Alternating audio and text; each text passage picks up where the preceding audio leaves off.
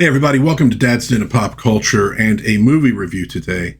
We're looking at Knightriders from 1981, a George Romero film. And if you've only seen his zombie movies, this one might be a little bit of a surprise to you. And no, it has nothing to do with David Hasselhoff and a supercar, different sort of Knightriders.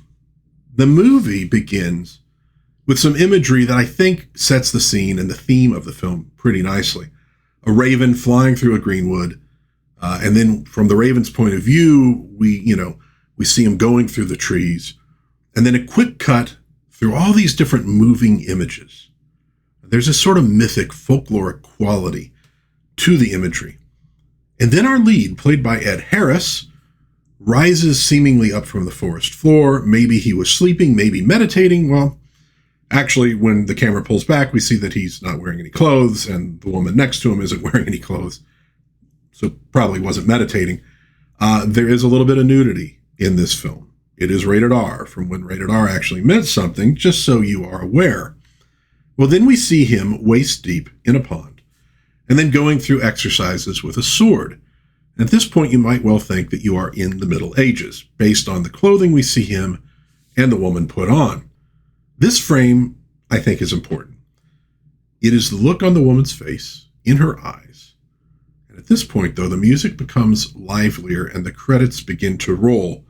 Now, as I said before, our lead is Ed Harris. This is his first major motion picture role. He would later go on to produce a very impressive body of work, including an Oscar nomination, etc. This is where he starts out, though, and it's a really good performance. We see his queen helping him on with his armor. Again, we might be in the Middle Ages here until we see this. And that might be the thing that ultimately hurt this film when it was put into theaters. Because when you see the poster art like this from Boris Vallejo, you might be expecting a campy action film. Knight Rider is not a campy action film. It is a drama, and sometimes a really brutal drama. It was a very personal film for George Romero, and it was almost certainly something that people were not expecting. It's also really friggin' good, deep, meaningful, sometimes fun, always with this undercurrent of melancholy and a certain tension. Well, the destination of the knight and his fair queen is essentially a Ren fair, also when those things actually kind of meant something, countercultural, an escape from the modern and the mundane into the magical. We see visitors roaming around, vendors hawking their wares, the blacksmith smithing, and lances being manufactured. We see the great Tom Savini as Morgan trying out a Morning Star. Nice little glimpses into our cast and the personalities of their characters throughout this whole segment of the film. There is a bit of a discussion happening here between Morgan, Alan, played by Gary Lahti, and Little John, played by Ken Foree, about whether the Morning Star is a good idea. It might be too heavy, might be dangerous. Now, one thing to know right off the bat before you climb into this movie, 2.5 hours long. Apparently from Romero's original 17-hour cut. The movie takes its time, and it works because you need to live with these people, so to speak, to really get into the movie and for it to have any impact on you. We also get a taste of the townies here. Dad, a fat slob. Daughter, embarrassed by dad. She's Julie, played by Patricia Tallman. We meet the mechanic who keeps the bikes moving. Angie, played by Christine Forrest. She and Morgan kind of have a thing going on, but there's trouble happening with the law, and King Billy is nowhere to be found. So Morgan sends her off to find Merlin. Now, Merlin, I absolutely love this dude, played by Brother Blue. Now, from IMDb, Brother Blue is an internationally renowned storyteller, trained as an actor at Yale and as a pastor at the Harvard Divinity School. Brother Blue has been telling stories since the late 1960s. He's legit, and I just love the guy. The film is very of its time. Late 60s into the 80s. The meeting of hippie culture, and I'm talking the real thing, not the kind of fake hippie culture that came later, and fantasy fiction, Tolkien, King Arthur, people searching for meaning. This is why we got so much great fantasy during that period. even if it was just in reprints of older stuff. America goes through this kind of thing every so often, as I think it is right now, of that search for meaning, that search for something more, that search for something mystical. Well, two of the local deputies are trying to shake them down for a bribe. And again, you see the fellowship here, but also the personalities. Morgan is aggressive and vain, rolling his eyes at the whole thing. Merlin is calm and wise. He's a medical doctor in this film who gave up his practice for this life on the road. Lots of us hook up with a group of friends in our 20s, a sort of second family, or maybe a first family for some people. And it's this perfect, comfortable thing. And it's usually temporary, but it feels like it is endless while you're there. And you get that kind of vibe from this movie. Well, as things heat up, Alan finds Billy finally and lets him know about the trouble with the police. As they ride on, there's this moment when Queen Lynette looks at Julie, kind of a sad look.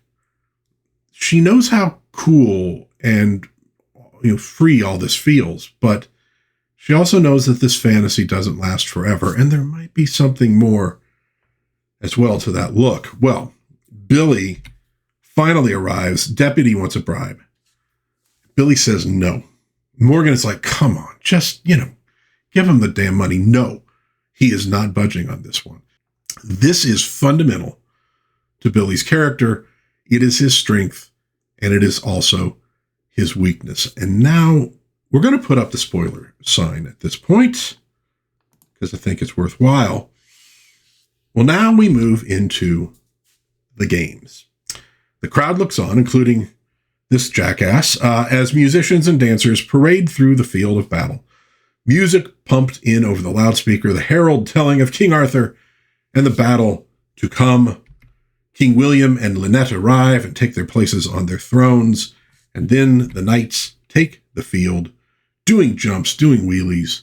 It is well filmed throughout. So yes, we have knights on motorcycles, key to this film. And that's why people might think, oh, this is kind of just this campy, goofy 80s movie. Oh, it's so much more.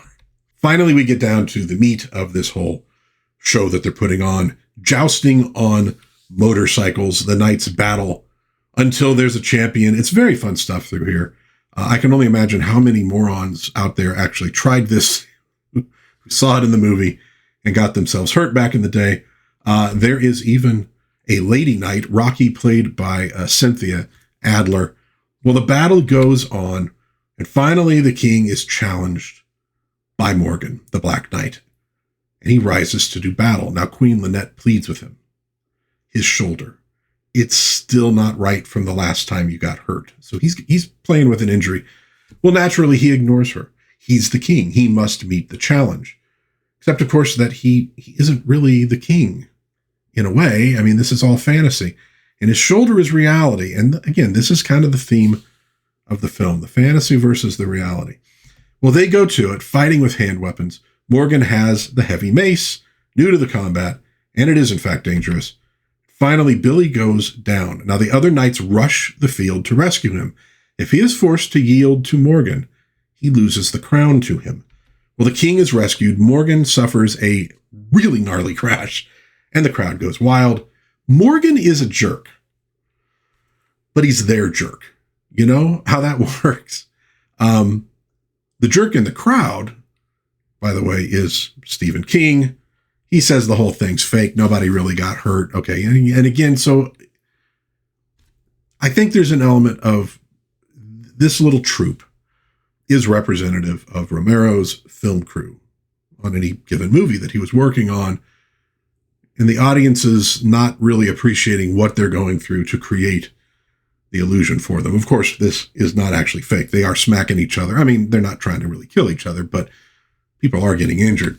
Well, Billy's bloody shoulder is definitely not fake. Merlin tends to the wound. Lynette is worried and just about fed up with this. Alan walks in angry. Billy just laughs. He goes, all right, you proved what out there? And Billy says, Morgan proved he can kick my ass. So it's still a game, but even Billy knows this game is not going to last forever. Alan lays into him. He acknowledges that Billy created this world, this escape for everyone. But if he keeps doing this, it is all going to fall apart. Well, everyone is ushered out, so Merlin can sew Billy up, and he and Billy talk. Billy had the dream again. That sequence we saw at the beginning of the film with the black bird, that is the dream. They talk about magic. They talk about fate. Billy says the blackbird's going to get me. And he goes, yeah, and maybe you're going to make it happen yourself. And then Merlin tells the story, accompanied on harmonica, about King Arthur. Although it's really kind of more the story of Oedipus, the whole with fate and destiny. But he tells the story to Billy once again because he wants to hear it once again. Well, back in the game, it's Alan versus Hector. Julie gives Alan her necklace as a token. This relationship is a great addition to the story. We're going to see, I think, this new relationship unfolding at the same time we're seeing the old relationship, Billy and Lynette, begin to fall apart under the weight of the fantasy. It's a clever way, I think, to show maybe in a way how Billy and Lynette began without actually resorting to a flashback. Well, Billy finally reemerges, happiness and worry on people's faces as he walks out. And Ewan the Invincible, it's Ewan, not Ewan, Ewan, wins the day. Julie runs out to check on Alan, who's been, knocked off his bike. She's kind of hooked on the guy. Well, they next allow people with their own bikes to try their hand at non-combat stuff. So bikers, in other words. No danger there of things getting out of hand because back in the early 80s, bikers were really just the salt of the earth. There is this redeeming moment for Morgan, shaking hands with Billy, admitting that the mace was probably too heavy, feels bad, maybe he can't quite say he's sorry, but it is there. And then this kid comes up looking for an autograph on a picture of King Billy in a glossy magazine, something he didn't know anything about. And he disappoints the kid. He will not sign. He doesn't approve of stuff like this. Says it's like Evel Knievel, not what they're doing here. Now, this again gets into what drives Billy. He is not aiming for showbiz. He's trying to carve out this little alternate way of life, this sort of alternate reality, this refuge from the modern world. And fame and fortune, he doesn't want that. He wants to be free. And he tells the kid he's really sorry. And when the kid leaves, Morgan snaps up the magazine and gives the kid his autograph. Says it's the first. So Morgan obviously wants something different in life than Billy does. They're not necessarily enemies, but they're aiming for different things. And Morgan's way, frankly, is probably more realistic. Well, Alan and Julie are getting sort of into it. He buys her a necklace. She grabs him and kisses him. And then things get a little bit wild. The police are still hanging around. The bikers decide to raise some hell. This turns into a chase, a melee with the knights, property destruction, all to the sound of banjo music as God intended. When things settle down, they're breaking the show down at this point. Nice little character moments, especially if you count the show itself as a character, reinforces the notion that this is this tight-knit little family, not a business. Night falls, there's food, there's music, and Billy getting an earful from Lynette in their tent. She tells him that everyone here made an adult decision to be here and to follow him. When he does crazy stuff, it forces them to reconsider. She wants him to change. He sees it as compromise, and that is a dirty word to Billy. He's in this sort of a catch-22. For the freedom and the life he wants, he needs this fair. But taking care of the people that he depends on means kind of growing up and taking more responsibility, which is something he's trying to avoid. He doesn't like the publicity, but they have overhead, and he talks about the kid. That kid thinks I'm Evel Knievel. And Lynette responds, that kid thinks you're Billy Davis, Sir William the Knight. You're his hero. Billy yells at her, I'm not trying to be a hero. I'm fighting the dragon. Real great scene. Pretty much every scene here is just well acted and really grounded. Around the campfire, we get some more character portraits. Morgan saying, I was never into this King Arthur crap anyways. I was into bikes. And there is a guy, Pippin, who's kind of dealing with whether or not he's gay. He says he doesn't know. Rocky, I don't take any heat because I know who I am. And I do kick ass. So you're getting these nice little character moments through here. And then the cops show back up. They roust one of the guys, Bagman, played by Don Barry, says they have reason to believe there's a controlled substance in his van The cops really just want revenge. This guy is unlucky enough to be the recipient. Well, Billy gets involved. The cops plant some weed and take another shot at a bribe to make everything go away. Billy refuses. Again, he tells them that his friend isn't going to jail alone. He's going as well to be a witness.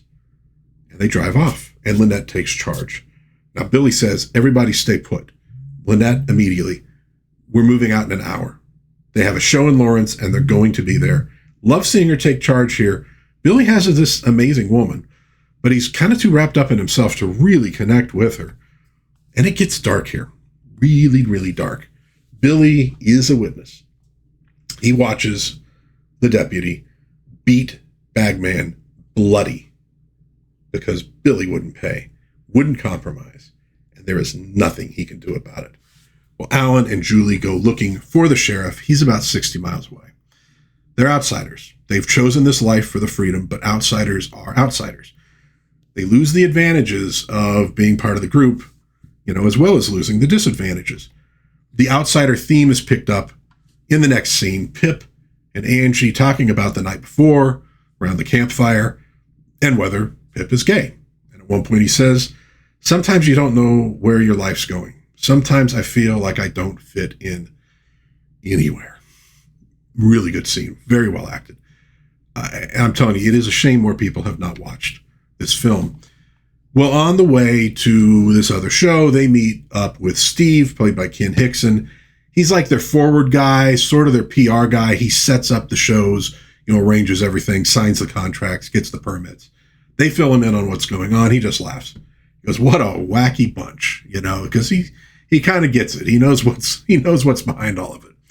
Well, meanwhile, Alan and Julie have found the sheriff. He releases Billy, and Bagman screams at the deputy over what he did. Billy locks eyes with that guy. He tells him to keep one eye open because someday he's going to ride in there and wipe him out.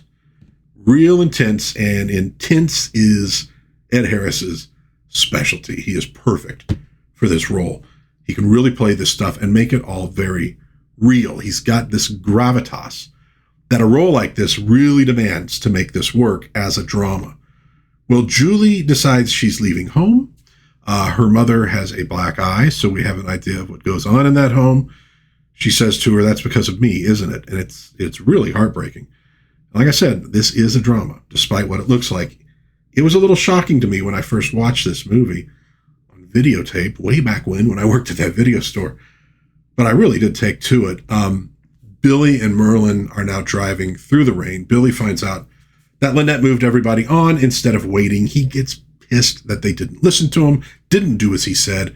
Merlin slams on the brakes, kind of knocks Billy forward, and he tells him off.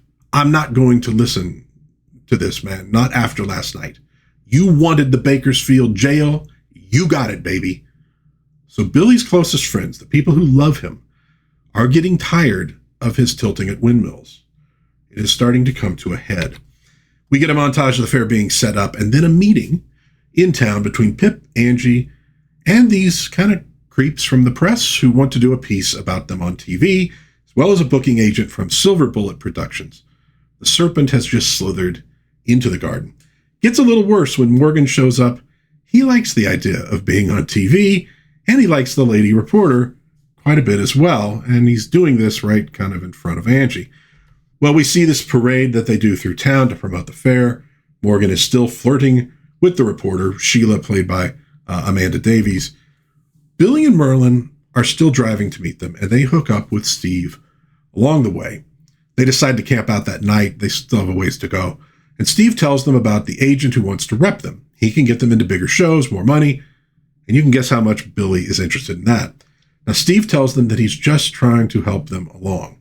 This is the most fun he's had his entire life, and he doesn't want to see it break up.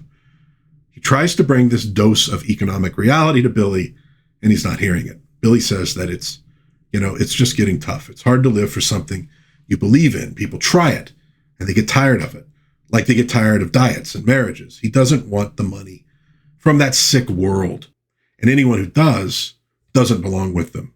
Don't ask me to say it's okay, because it's not okay. And this is the central message of Romero's in the film.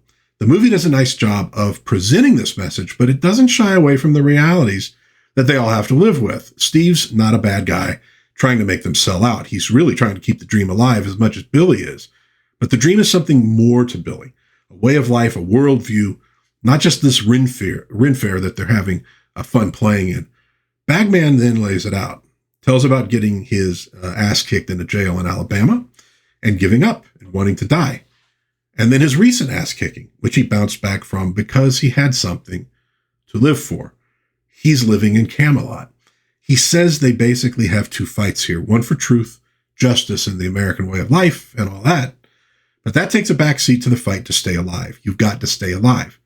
You can have the most beautiful ideals in the world, but if you die, your ideals die with you.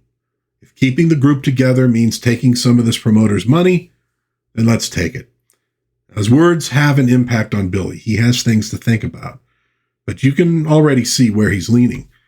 Well, ultimately, Billy's take on things is that there aren't two different fights. It's all one fight. If you die, your ideals don't die. If you lose the ideals, that's when you die. You cease being who you want to be. Selling out is spiritual death to Billy. He ends up grabbing Steve's bike and riding on into the camp ahead. Now, back at the camp, the reporter, photographer, and promoter are working their way into things. Tuck is, frankly, having some fun with the photographer. Morgan is interested in the reporter, again, much to Angie's dismay. You can see where the group is beginning to split. Billy arrives, sees people complaining, sees the outsiders, and he blows up. If you don't like how we do things, he tells a few of them, then get the hell out of here. He's trying to make them see beyond the physical to the spiritual, and maybe he's not quite doing it. Maybe he's not quite getting there. A few people leave on the spot. His meeting with the debauched Tuck doesn't go too well either. Throws a pizza in the face of the promoter. Lynette is watching this and knows it's all falling apart and knows that Billy's falling apart. The reporter has her hooks in Morgan. So like I said before, it is really coming to a head now. He talks with Lynette, tells her that the whole thing they're doing, it can't be done. He's kind of ready to give up. It's just impossible. And she lays into him. She gave up a lot to do this. She'd given up on fantasies until Billy came along. She wanted him, not the dream. But the dream kind of rubbed off on her. And she's vulnerable again. She's still here. And she doesn't know if it's because of Billy anymore, but she's still here. And I like how this scene proceeds. First, he's blowing up at sort of the peasants, the kind of unnamed characters, folks who are outside the inner circle. And then Morgan and Tuck, and that's somebody in the inner circle. And finally, the confrontation with Lynette, the person who is closest to him, the woman he's supposed to love. There's also an element of proper kingship here. These people are looking at their king to sustain and protect them, but King Billy is looking at things sort of more top down. They're all supposed to sustain and protect his dream and his ideals. There's not a lot of give and take from him. He's honestly kind of a lousy king. Well, the day of the fair, some bikers are showing up in their own armor. Stuff is going to go down here, and it isn't good. Meanwhile, Morgan has already cut a deal with the promoter to split off. He says he can deliver the riders. He's kind of the Mordred in our little Arthurian story here a bit. Some guys are just leaving. They don't like Morgan, but they can tell that everything's falling apart. Morgan announces that he's pulling out, tells everybody, setting up his own kingdom. He doesn't want Billy's crown. It's a crown of thorns. Not subtle, but it's actually pretty accurate what they're doing there. Angie kind of lets Morgan have it. Really good dialogue. And she gives Morgan and his pals 2 weeks before they come back. So we get the fair and the tourney. And then, of course, bad gets worse. The emotions are running high and the tourney starts getting way too rough because knights are kind of lining up on either side. People are choosing the sides.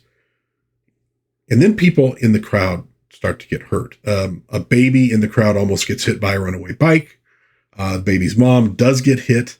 And I bet we all know who did the makeup there. And then the bikers decide to get involved, taking the field. There is a big free-for-all. Billy is sort of hiding in the sound car because the guys who were working it had walked out, put on rock music. He goes in there to stop it. Property is getting destroyed, etc. It's kind of all going to crap. Billy finally leaves the sound truck, walks back to his throne through the chaos, seemingly not caring. Lynette looks worried, and then he sees a figure on a bike approaching through the dust, and he bears a black bird on his chest. The black bird from Billy's dreams, and Billy smiles. He mounts up on his bike. Alan tries to intervene, tells the guy that Billy is injured. He can't fight, but Billy persists. This is his destiny. He ends up fighting Alan and beating him. He then takes on the newcomer, a Native American guy who was at the parade. You get the roar of the crowd, which is loving all of this, interposed with the looks on the faces of the troop, who know that this is just not right and this is not good. The fun for them, which is kind of what held a lot of them there, is over. The viewer, of course, is watching this like it's a slow motion car wreck unfolding before their eyes. And I think Romero did a really good job of making you like these characters enough, despite their flaws, or even sometimes maybe because of them, that watching this happen kind of hurts you. I think that's very important to the story. I think he accomplishes it. Well, Billy fells the other knight, but he's injured. He gets off his bike, stumbles over to the blackbird, who is lying on his back on the field of battle. Billy demands that he, surrender. And this is like the crescendo of the troop falling apart. And it is also the most knightly of things. Downright chivalric, honorable combat, Billy driving headlong into his fate. Well, the blackbird submits, and Billy falls over. He has to be caught while the blackbird is still holding onto the sword that was pointed at him. It's a really, really great scene. Well, the troop now starts breaking up. Alan leaves with Julie and with Sir Bors. He just needs some time away for a while. Morgan and his pals are off to start their own show. The inner circle are gathered around Billy, who does nothing to help his position with these people. He tells Merlin that he beat the black bird, who is actually still sitting in the tent. Merlin says he met him. He isn't sure if he beat him. Again, meaning destiny, of course. Billy asks if Morgan left. Lynette nods. He says they'll wait to see if they return. So Billy is sort of hedging his bets on the real world, the fame and fortune, driving Morgan and the others back to him. He's gambling. He's gambling his dream. Well, this really is a lovely film. Really nice cinematography. Romero takes full advantage of the landscape, the scenery of rural Pennsylvania, as Alan and Bors and Julie drive through Pennsylvania. Alan visits some friends. Morgan and the others lounge by the pool, smoking pot.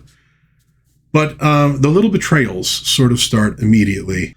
The reporter is already seeing a guy. The promoter wants to get rid of Tuck. It's just kind of one thing after another. Really funny, photo shoot here with Morgan. Tom Savini probably still dreads these pictures being out there at this point. Meanwhile, Billy is waiting for them. He has this heart-to-heart with this guitarist about what it all means to them, about the stray sheep. Billy does actually apologize here. He's gambling it all on the others coming back, realizes that he's caused a lot of these problems.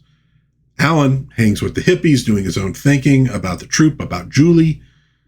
He decides to end things with her. He drives her home, and she is in tears. She does not understand. And I'll be honest with you, I'm a little bit pissed at him for that move, which tells you that the characters got to me. I think she deserved better considering the home he was driving her back to. Morgan's little dream also not doing that well. The guys are all fighting in the hotel room, breaking things. There's no discipline. That look on his face really says it all. And then we see him sitting by the roadside, sort of playing with this little roadside flower, when Alan and Bors arrive on their bikes. And Alan says, there can only be one king, Morgan. You can't just split off whenever you want to. That's the law. Morgan just kind of stares at him. We next see him joining Alan and Bors. They are returning to Camelot. I think the movie here was, though, a little abrupt, honestly. Alan abandoning Julie to the abusive father. I think it's a weak part of the film to me. But they are joined as they're riding by others. Tuck and the photographer are along as well in a truck. And meanwhile, Billy stands in a pond while the blackbird tosses these kind of bones, sort of like, divining. Tuck arrives, heralding the return of the lost sheep. the group is sort of back together. Alan and Morgan approach Billy. There's a lot of emotion here. Alan lays it out. Morgan is willing to fight it out for the kingship, and if Billy agrees to stay on his butt, the rest of us will fight for you. Billy agrees. Happiness all around. But we have 30 minutes left in this film, and there is a challenge to be resolved. That night, people prepare, people wait. The rules of the tournament are decided. Any knight separated from his machine is out, because Billy doesn't want to see people getting hurt here. Now, this is interesting, though. If Billy's side loses, he is no longer king. Does he stay? Does he leave? Maybe he's willing to finally move on so that the dream can survive. It's really bold. Well, that morning, the Blackbird is knighted. The knights gather on the mist-shrouded field of battle. No crowds now. For the throne, it's all on the line, and Billy is actually delighted. Like, this is his dream being lived out. We get the battle, back and forth, and ultimately coming down to Alan, the king's champion, versus Morgan. It stays joyful, but it is rough. And with this spectacular move, and I'm not going to describe it for you, you got to see it, Morgan wins. King Billy removes his crown, and he passes it to Morgan. But he doesn't just pass the crown, he passes on the dream and the stewardship of the dream. Morgan was able to beat the king before, just in combat. But now he's acquired the wisdom to be the king. The silly little crown moves him to tears. He's bought into it all now. Really great. Lots of emotion through here. Well acted. Morgan lets the promoter know that basically you can burn the contracts because we're staying here. And then he steps up and does the right thing by Angie. So Morgan turns out to be okay. He just maybe had to see the other side of things before he really understood what Billy was trying to create. And Lynette, no longer queen, leaves the platform and walks over to Alan. Now, you'll note that I said the turn that Morgan made felt abrupt. This kind of seems abrupt as well, although I think that look at the beginning of the movie, when she sees Julie with Alan, maybe told the tale, but we don't get a lot in between there. And I'm wondering if this was an editing issue. Like I said, the initial cut was 17 hours long. So about 15 hours had to be cut out of the film. And maybe some other things didn't end up on the final cut. You know, the idea of Lynette leaving Billy doesn't shock me, though. But it just didn't seem like it was built up. And I guess this also is why Alan cut Julie loose, which at the time when I was watching, it just seemed like it was, what is he doing, you know? But it does feel like something is missing here. And the thing is, they do take, there are places where you probably could have cut out a few minutes of the fair being set up or made the battle at the end a little tighter. So you could have maybe included some other scenes. So I don't know, but I just got that feeling that it could have been an editing thing. At any rate, though, Billy is no longer king. And Billy no longer has Lynette. He says his goodbyes, tells Merlin he loves him, calls him the master. It's very touching. And with that, he mounts up and he leaves. Now, Alan wants to go to him, but Lynette stops him. Billy is free of the responsibility, and now he can pursue his destiny. And the Blackbird does follow him. Billy is a man on a mission, and that mission immediately takes him back to the town where Bagman was rousted, and he beats the crap out of the crooked deputy who had beat his friend. The diners in this restaurant cheer him on. Nobody likes this guy. Blackbird pays the bill for the damage, and they leave smiling. We next see the knight, well, sort of squire, relaxing in the greenwood. Feels like we're shifting here from King Arthur in a way to Don Quixote. Billy's next errand is to give his sword to the boy who idolized him. Perhaps now he's ready to be a hero. They ride on, and the music grows a bit tense. And as they proceed down the road, we get a close-up of Billy's hand on the throttle, and we see that he's bleeding. That wound is reopened. He continues to ride. We hear the thunder pealing in the distance. He's starting to get dizzy. He knows, and I think maybe Blackbird knows or suspects. The music then quiets down, and we close in on Billy's face and the sound of the motor. The music then starts again, but it's played over sort of this cacophony of sounds. Gives you the idea of what's going on in his mind. Billy imagines either that he is this knight or he sees this knight. That's what's in his mind. He closes his eyes and he smiles. And then it's over. For his dream to live, Billy had to pass it to others. But he also couldn't live without the dream. The funeral plays over the faces of the troupe. Different kinds of hurt and sorrow, a folk song being played on the guitar.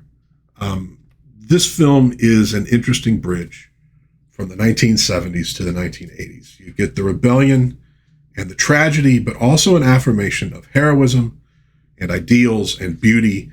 Maybe it's more of a holdover from the 1960s before everything went wrong in the 70s. I would rather die in a hurricane, the song goes, than to never know the storm.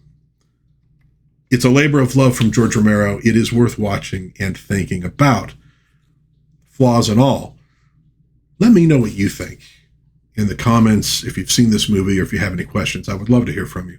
If you enjoyed this video review of Knightriders from 1981, please give it a like, maybe subscribe to the channel, share with a friend. That would be very cool. But until next time, God bless everybody. Please be kind to one another. Have a little bit of fun out there. Go live the dream. Live the dream. And I will hopefully see you again soon in Dad's Den of Pop Culture. Bye-bye.